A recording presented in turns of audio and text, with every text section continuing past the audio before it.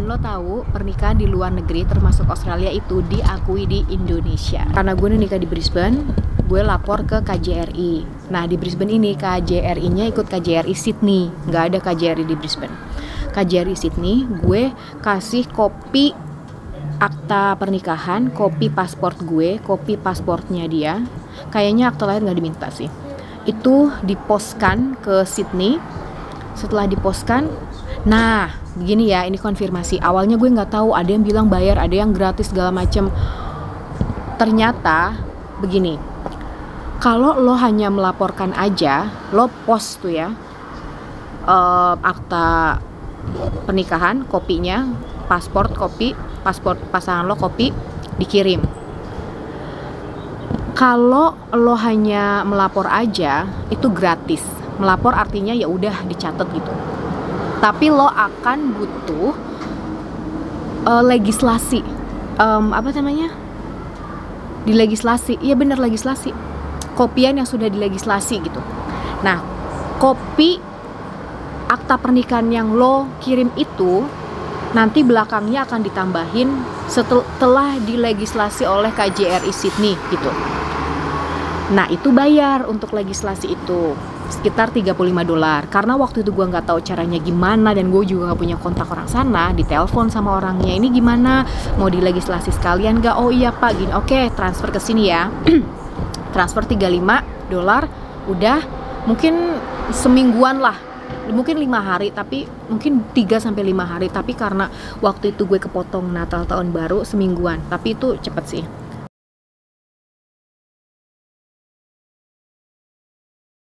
Dan tips dari gue, pakai amplop yang gede ya, yang jangan ditekuk-tekuk, karena waktu itu gue nggak tahu, jadinya gue tekuk-tekuk.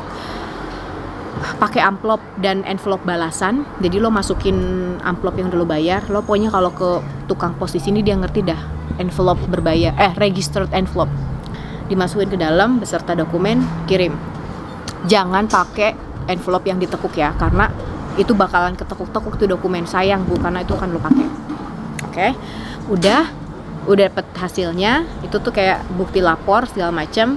Udah deh, di Brisbane sudah terregister pernikahan lo di KJRI sebagai perwakilan pemerintah Indonesia di Australia, juga sudah terdaftar. Nah di situ lo bisa berhenti di situ, karena kalau lo berniat tinggal di Australia itu udah cukup lah ya. Tapi gue waktu itu gue karena memang balik ke Indonesia, gue daftar ke Dukcapil. Itu gratis. Syarat-syaratnya juga hanya kopiannya aja, mereka nggak butuh asli, jadi fotokopiannya aja, dan itu gratis, 5 hari selesai. Dan kalau lo nyari di internet lo pasti bingung, fotonya backgroundnya merah apa biru, yang foto bareng itu terserah, merah atau biru nggak masalah. Kalau di Indonesia kan tergantung itu ya, tergantung tahun lahir apa tahun menikahnya, gue nggak ngerti. Tapi kalau yang pernikahan luar negeri ini bebas mau merah atau biru asal rapih gitu. Udah di Dukcapil, lo bisa berhenti di situ aja Cin. Tapi gue karena gue orangnya ala-ala ya, gue bikin akad. Aduh, tukang kebon.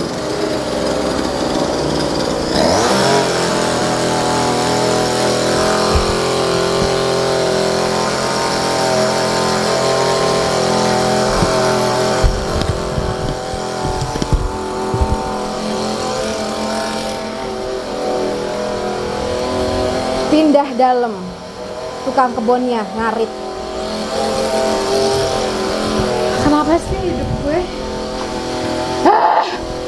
Gue udah di kamar dan gue sudah bersembunyi dari suara-suara mengganggu itu. Apa sih itu namanya, mesin? Bukan arit, apa sih? Inilah yang gue sebut hidup gue ada aja gitu dramanya ya. Maksud gue give me a break. Dari tanggal 1 sampai 31 Maret, kenapa dia memilih hari ini di saat gue bikin video coba? It's amazing how the universe works. Gila-gila. Pas di Indonesia, gue waktu itu akadnya di Madiun. Sebelum nikah, si Patrick ke masjid ditanya segala macem, akhirnya di convert kan. Gue bilang, gue pengen nikah agama, tapi lo harus pindah Islam, terserah lo. Tapi gue berharap lo consider this gitu, kayak mikirin lo mau apa enggak. Tapi akhirnya dia mau. Gue tuh deg-degan tahu, asli itu deg-degan itu gue ceritain di lain cerita aja, lain video ya. Intinya dia convert dan kita nikah agama di Madiun. Jadinya kita nikah agama aja pakai orang masjid, nikah udah, ijab kabul kelar. Nah, habis itu kita balik ke Australia. Oh, astaga sampai lupa gue. Oh, oke. Satu lagi. Sebelum gue daftarin catatan sipil, gue juga pakai perjanjian pernikahan ya. Gue nggak ngerti dah tuh. Maksud gue nggak pakai prenup atau postnup. Orang ngejelasin prenup postnup, tapi notaris gue bilang perjanjian pernikahan aja cukup kok. Mau itu dilakukan sebelum atau setelah pernikahan, perjanjian pernikahan itu ada. Dan itu pun ya Allah, dia baik banget karena kakaknya temen gue, dan dia ngasih gue murah banget karena gue udah drama sama notaris lain yang emang lawyer terkenal gitu ya. Dia nggak mau kalau gue nanya-nanya nggak bayar. Gue bukannya maksudnya gimana ya, maksud gue itu bukan gue lah, gue nggak mampu untuk bayar setiap konsultasi bayar 2 juta gitu. Akhirnya gue sama kakak temen gue itu kelar.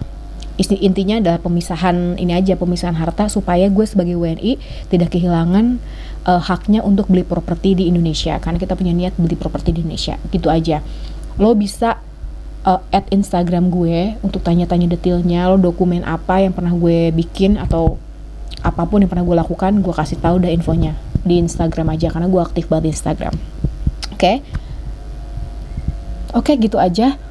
Kalau ada pertanyaan bisa komen di bawah, atau kata gue bilang tadi, add Instagram gue kalau mau nge-DM, karena gue aktif banget di Instagram. Jadi itu aja ya buat kalian pasangan-pasangan yang mau menikah di Australia. Jangan pikir 2 kali, udah lo komit sama pasangan lo nikah, gak usah nyari yang ribet. Orang mau nikah kok, itu kan natural ya, orang saling sayang, saling cinta, mau berkomitmen gitu, kok dibuat susah. Itulah gue makanya gue nggak mau menjelek-jelekan negara sendiri, cuman ribet gitu, apalagi dengan WNA, apalagi kalau gue nikah dengan makhluk asing ya dari luar bumi, lebih ribet lagi loh. Kagak ada bercanda sayang. Oke, udah gitu aja, makin panjang ini. Ya udah gitu aja. Terima kasih sudah nonton. Jangan lupa like, subscribe dan komen ya. Dah.